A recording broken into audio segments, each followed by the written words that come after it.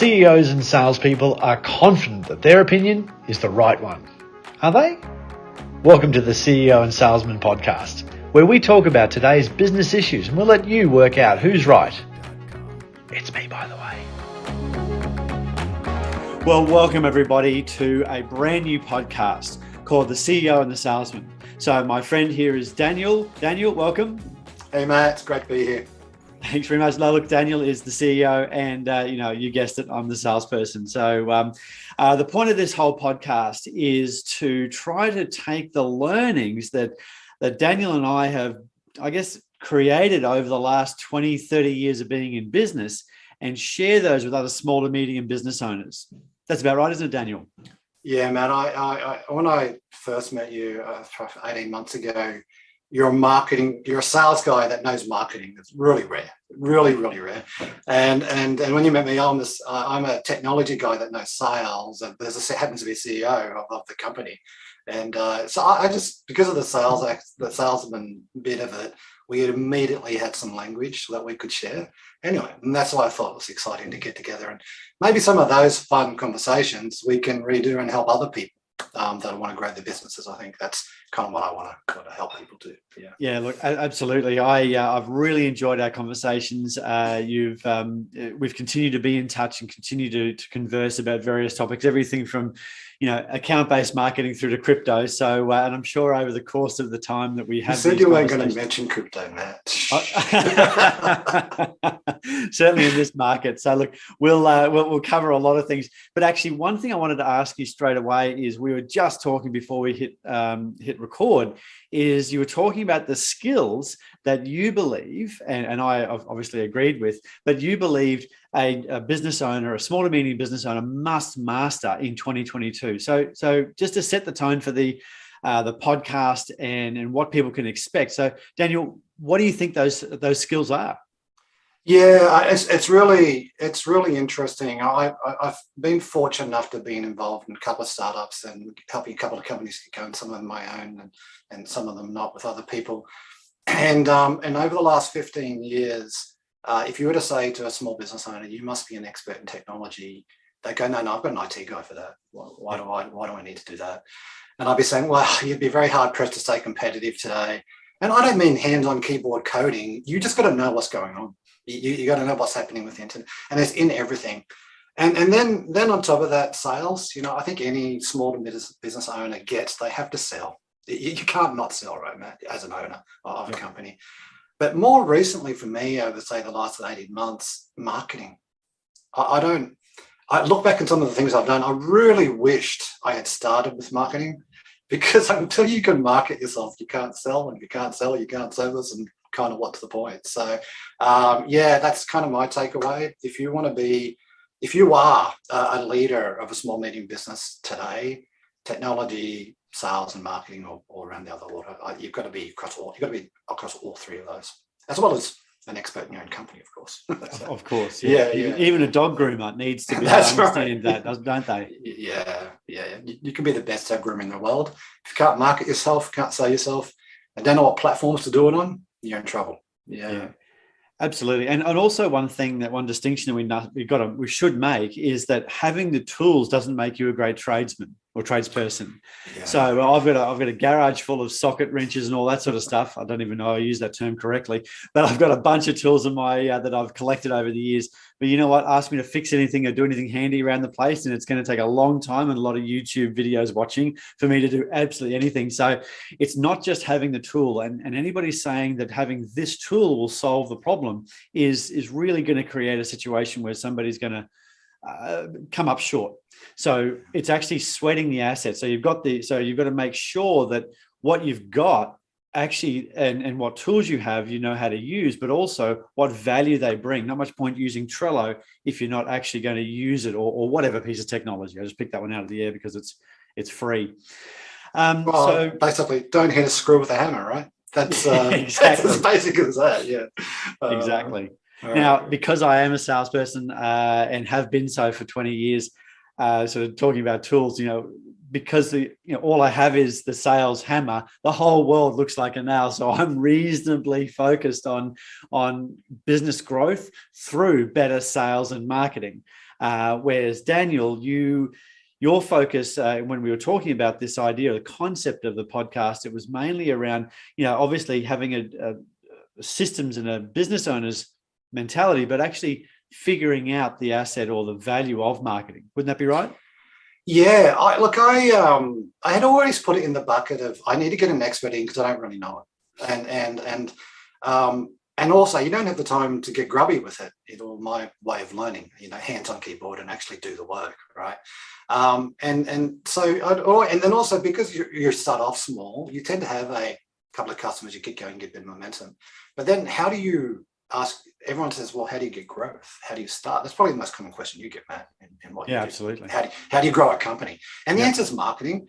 And then I thought about it.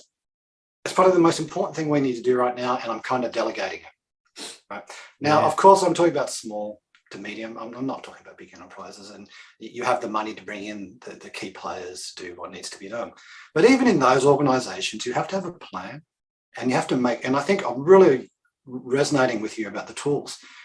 There are so many marketing tools I discovered. There were just, and everybody's trying to tell you how to use them, right? And then everybody's promising you the world as well if you go to an agency. And so you've got all these tools. And then I went about 8 months, 9 months, almost 12 months. And we weren't achieving what I wanted to achieve. But I don't think we were doing anything wrong. We were just applying the wrong tools to the wrong type of company. And I think the other thing that marketing suffers from, particularly in digital marketing, there's a really big, we will solve it for you now if you just spend this money. Do $1 million paid keyword campaign and you'll be showered with leads. Now, I know marketing professionals don't actually say that, but they kind of almost do. They kind of do, yeah. Yeah, that's right. So, and their incentives are very different to the incentives of me as a business owner. Their incentives around the activity they do, not the outcomes. And that's what I really liked about your engagement in your organization. You were like, yeah, well, the marketing's there, but are we going to get a sale? Yeah, and that's exactly what we needed to know. Yeah. So that's my take on it. And so hopefully today, we are marketing through this podcast. This podcast is a good thing to do. But if listeners can get some value out of our experiences and speed up their own journey, I'd be delighted if they can do that. Yeah. Actually, one thing that we were talking about earlier, you asked me about, what sort of experience do I have with podcasts? And I actually did one about 4 or 5 years ago. Yeah. 75 episodes. And I said, but not very many people watched it or listened to it. And you said, oh, that's a shame. But actually, what I wanted to talk about is what we spoke about then is the vanity metric of number of viewers. So I'll just talk about that for 1 second, is that might have had 30 or 40 people actually watch those videos, 75 videos. So maybe, I think our maximum number of viewers was like 100 or so. Now, the thing with that is that, well, most people would look at that at the surface level and think, well, that is not a very successful podcast. But I was doing it at the time to generate business for myself. Now, this is slightly different. It's still, the podcast is still going to, my business still exists in the background, but really the point of this is to try to help the marketplace take the journey with both of us to understand what value or the most important activities a business, small to medium business owner could do.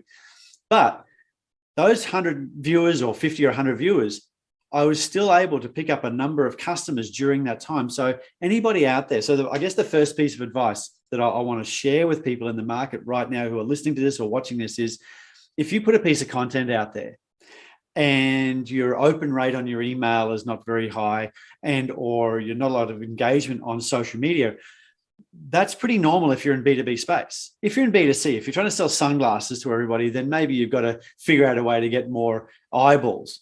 But really, a lot of businesses are quite narrow. And I want to talk to you in a moment about account-based marketing, Daniel. But my business was focused on finding a particular customer. Those people did see my podcast and they did actually go ahead and engage us. And that fed the business for some time. So my first bit of advice is if you are putting content out there, you're only getting a couple of likes or a couple of views on your social platforms, don't be discouraged, because you know what? Often it only takes 1 or 2 people to see that, think it's important, think it's good, and then that will drive your business forward. So don't be too enamored by the vanity metric of thousands of views. You're not Mr. Beast. You don't need to run a $1 billion YouTube channel, because that's not your business. Your business, typically, of the people who are going to be listening to this podcast, are in small to medium business, whether it be logistics or field service or technology. It's about finding the right customer and developing that fit. Yeah, I love the word vanity, because the first couple of blogs we did together, because I'm the subject matter expert for our business, right? So I can't expect a copywriter to come up with something that's going to get to the heart of what we do and add value to our customers. And our open rates are so low, I took it personal, quite frankly. I was really upset. I was like, these people are just rejecting me. Thousands of people just rejected me overnight. And it was really, I have to say, I mean, obviously I didn't. I won't tell you, I wouldn't cry about it. But that whole experience, though, is exactly what you're talking about. Focusing on how many people opened is focusing on the wrong thing. Yep. Focusing on whether it's quality content that'll stand the test of time, that's the most important thing. It only takes one customer to find it and call you for it to be worthwhile. Absolutely. That's in business to business, that's all it takes. And the thing that I didn't appreciate at the beginning is so much of the conversation, and I know I'm maybe using the term wrong, Matt. I actually think most of the stuff that people were trying to sell me as marketing services was advertising services, which is marketing, but you're just taking your very loud megaphone and seeing who's going to come and speak to you, right? You're shouting it off the top of a roof. Where in B2B, particularly because of what we do and the services you do are complex, complicated, and requires genuine partnership with your customers, you have to be way more nuanced to talk to an organization, because otherwise you're just one of the 100 people standing at the top of a building blasting a megaphone, right? That's what's actually going on. So a lot of it's advertising. We could have put an ad on the TV and got the same result. No one would call this. Yeah. But that's, I know if you're listening, sort of understand the difference between an ad on TV and writing a piece of content that's really going to help somebody. Like we're going to long form now, actually, rather than these short one-page blogs. Because as you say, you're not after 1 million views, you're after 10 people that really need it, and maybe 2 would be motivated to talk to you. Yeah, absolutely. Yeah. And also the other part to add to that is that I heard I don't know where I heard it, but I heard a great analogy about marketing, or really in business in general, is that if you go to the gym, actually Simon Sinek, who we've both spoken about, Simon Sinek in one of his talks talked about, if you go to the gym one day, come home, you're going to see zero difference. Yeah. And if you go to a gym 3 days, you're going to still see zero difference. I've been going to the gym now for about 6 months and starting to see a little bit of difference, but not a hell of a lot. You can't outrun a bad diet, I think. But the point is, same with marketing. Same with putting your message out. It's about consistency. And so I've had customers who I've recommended certain plans to, and they've gone ahead and done that for a week, or 1 advert, or 3 adverts in a magazine, or whatever it might be, an inconsistent and small number. And then they look at it and go, because often I'm working with businesses who are highly technical engineers. So engineers typically make 1 + 1 = 2. And you can't, that's an undeniable fact. With marketing, they go, well, we've put 1 ad in, we have received 0 sales. Well, marketing doesn't work for us. Yeah.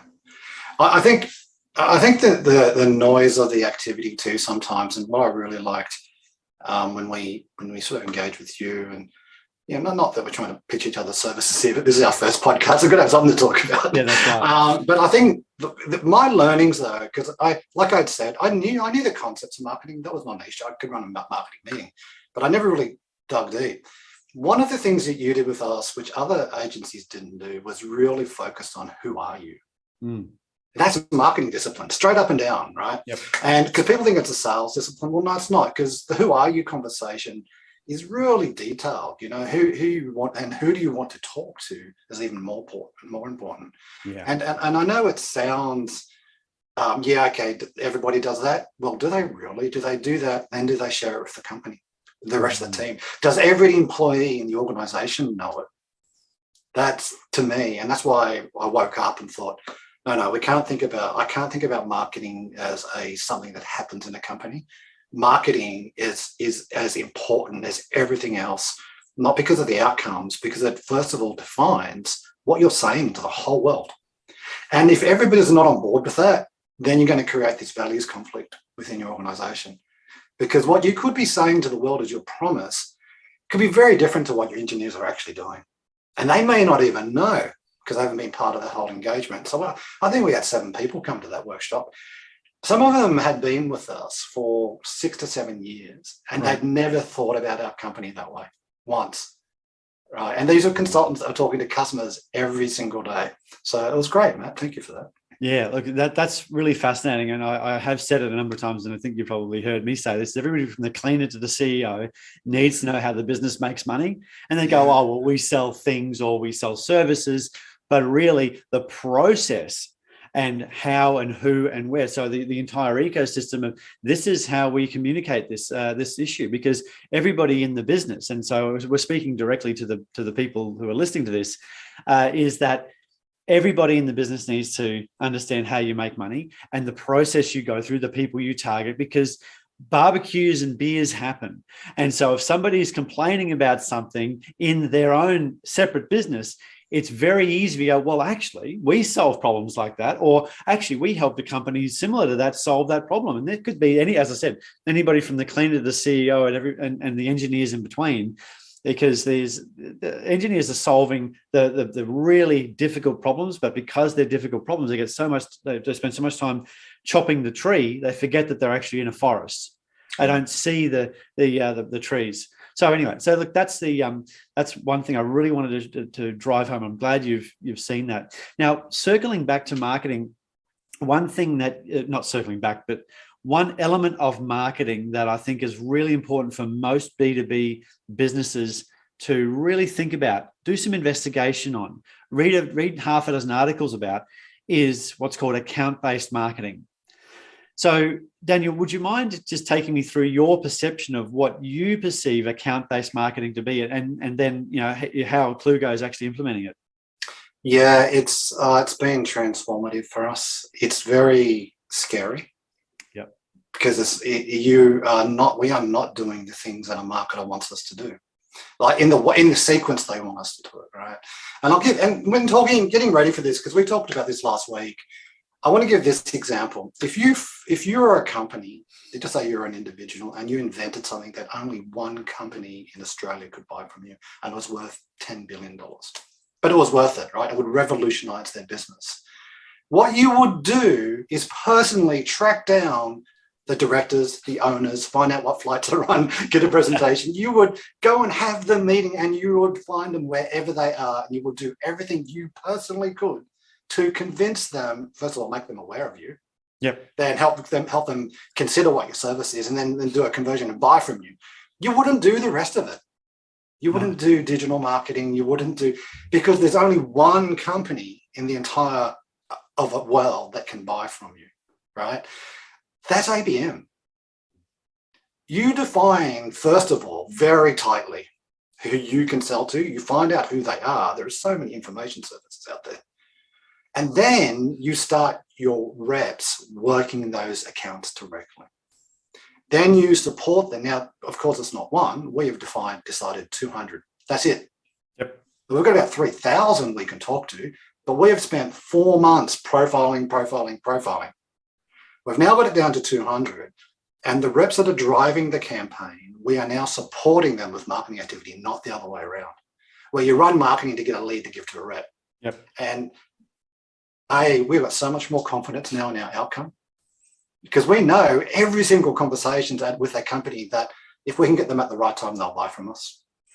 Way before we just have to wait for them to come to us, right? So that's the difference in my mind. Daniel, how did you manage the angst or the fear of missing out on other customers? Because if you go, right, well, the market is 3,000, we can blast and use a megaphone and advertise. How did you manage the perception to go from, well, actually, we're not everything to everybody. What we are is amazing for these people. Yeah, it's me. I'm a real numbers person. It's just dollars spent, quite frankly. I could go and blast 3,000 companies, and our experience is the return, though if we did a very good job and it's market, the problem is the competition, mate. Yeah, it's everybody else. Like we're not in a unique space. We don't have IP. We're the only people doing it. So not only are we doing that spend, there's about 10 other companies doing the exact same spend. And at the end of that, you don't have a personal relationship with those organizations. At the end of what we're going. Speaking of spend, you were a bit deep into Google AdWords, weren't you? We were 60,000 in, quite frankly. Oh, sorry. Private information over a long period of time. We've got some stuff out of it. We didn't get zero. But the problem is, how do you innovate on somebody else's platform? The moment we do something clever, there are these multinational organizations that are going to just kill us, knock us out of it, right? So we haven't gone to zero. There is some maintenance work for SEO that you must do. So don't get me wrong. And I use a very extreme example about one company. But the change is in ABM, the sales and marketing team is one team. Yes. There's no marketing generates leads, because we used to have something called an SQL, sales qualified lead stage, which was really testing the quality of the lead you got from marketing. Yep. So there's this division. Marketing hands it over, sales goes terrible. Yep. and marketing at the end of the month goes, all these MQLs we generated, and sales goes, marketing team's terrible, right? And there's not, and also it just was wrong for what we were doing, and we were a small company.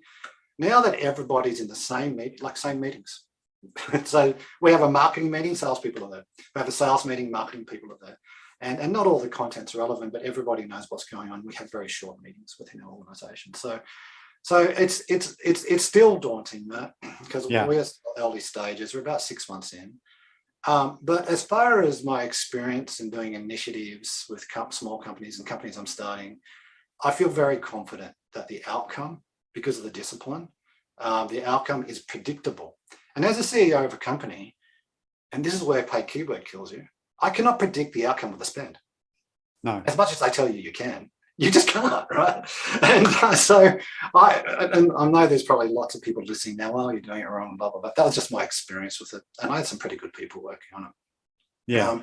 And I don't think it's the platform, it's the competition, right? I like what you just said. You can't innovate on somebody else's platform. That's that feels like a quotable quote. Well, Google just makes all the money, and that's why they're so big, right? Sure, So, absolutely. Yeah. That's right. Hey, one thing I was thinking about that focus, and so account-based marketing, ABM, is not a new idea. Funnily enough, it's been around for a long, long time. Chet Holmes, who was a sales and marketing guru from, I'm going to have to say, late 80s, maybe early 90s. So hopefully some people remember that time, and we do, but maybe the people listening don't. But the thing is, he created a thing called the Hot 100. And the Hot 100, you've got a Hot 200. So all he did was go ahead and communicate with us Hot 100 and know who's going to pick up that newspaper, that piece of advertising, that piece of content, know them in a sense that knows their role and what keeps them awake at night. Because you can when it's 100 or 200 people, but you can't when it's 2,000 or 20,000. And the biggest challenges that they had was actually continuing to narrow down that 100. And then they created a thing called a lunch and learn, which is something that is done all the time now. But this guy innovated way back, 30 years ago. So it's not a new concept, but it takes discipline and rigor to recognize that you don't need to sell to 3,000 people. I don't know about you, Daniel. Actually, I do know about you, but I'll put the comment to anybody listening is, if you had 100 people buy from you this month, that'd break your business, right? That's right. I wouldn't know what to do. I'd be freaking out. Yep. I don't need 100 sales right now. I need 100 quality sales over the next 2 years. Yeah. And that 2 to 3 years is really the plan that we've put in place. And this entity, I wasn't involved at the beginning. It's been around for 12 years. If we had done this 12 years now, we'd be 10 times the size, quite frankly. And we'd be actively looking at, okay, what's the next slight shift to the left, vertical we can go after, right? But we're doing it today. I'm very excited. And you know what though? I hadn't realized you were an ABM advocate, Matt. Right. And then when I got into it, right, because I got into it after we met, then I looked back to what some of the stuff and I go, yeah, there you go. And then as soon as you said it to me, it made sense, right? Yep. Because That's where the profiling who you want to sell to, who they are, what they look like. It's really good. I just need to tell this bit though. I read a couple of books over Christmas. I loved it. And the Walmart story. Did you read about the Walmart story in ABM? No, one of the early advocates, this guy was given the job of breaking Walmart, right? Like being going in, how do you sell to Walmart? And his first problem was there's 1 million employees in that company. Yeah. So what do you do? Like it's a whole ecosystem on itself, right? And then he applied the ABM principles and broke it down and worked out the different departments and people and worked out how many he only needed to talk to about 100 as well. And then he made it all work. And I thought that was excellent. So that's ABM just for one organization, right? So that's fascinating. Yeah. I was watching a LinkedIn webinar the other day because I do, these guys do have quite a bit of knowledge of the market. And the statistic was that if you've got more than 5 contacts in a company that you're trying to sell to, the likelihood of a deal goes up by 65%. That's awesome. Thank you for that stat. Okay. Because that's a really great target metric to go after, right? In a quality context, I'm assuming. But that's great. 60. So improves your odds by 65%. Yeah. Wow. You still, maybe your closure rate is 1 out of X, but it just goes up. So and really the extra effort to connect with extra people in the organization, because what I want to have people understand is, and you understand intrinsically, is that sales is a relay race and marketing is a relay race. And because a lot of businesses are going out there saying, oh, we sell to CEOs of logistics companies who do this. Well, you might eventually sell to the CEO of that logistics company, but that CEO is really not doing the research on figuring out the problems. Because if you're dealing with a business, certainly at the medium to large end of the market, that CEO is interested in market perception, company culture. They're talking to the other C-suite. The chief operating officer, the chief technology officer, these are the chiefs of their businesses, of their business units. So they're dealing with that level. What you need to do, what the people listening need to think about, is who is actually dealing with the problem that you solve right now in the trenches and grinding away at it. Find a way to solve their problem and then create sales and marketing communications and connections all the way up the chain to eventually the guy or the girl that orders, creates a purchase order, writes a check, whatever you want to say there. So each element, so that's circling back to the 5 contacts, is you might be dealing with an on-site engineer who's really in pain because of this issue, but 2 or 3 layers above that, they have no idea about the pain that this on-site engineer is going through. In fact, there's much point. This highlights a massive point about ABM, though: personalized contact. Yep. Right, personalized relation. If you're doing mass email, you have to go horizontal bland because you don't know who's going to open it. That's right. So if you're targeting 5 people, when you're writing to the inventory manager or the procurement manager, you can personalize the content. You can give them a case study, stats, conversation directly to them, right? And I think so.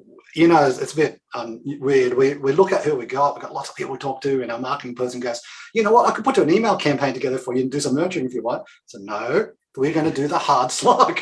We're going to look at each individual email and write them, and then we're going to work out based on their role what content's relevant to them. And it's hard work. But the sales and marketing people, they're starting to gel now. So the marketing guys are now coming out with good content information based on who you're trying to talk to. Then over time, we'll amass a library of that and it'll become faster. But you're right, you're spot on. It's those 5 contacts and saying that you're just generically selling to all CEOs is a very... I don't know why you say it, actually, why people say it. So, you've got to sell to the entire organization, right? Yeah. And people also say, oh, we sell to, I've used logistics companies a few times already. We sell to logistics companies. Well, you know what? That's no logistics company's ever bought anything.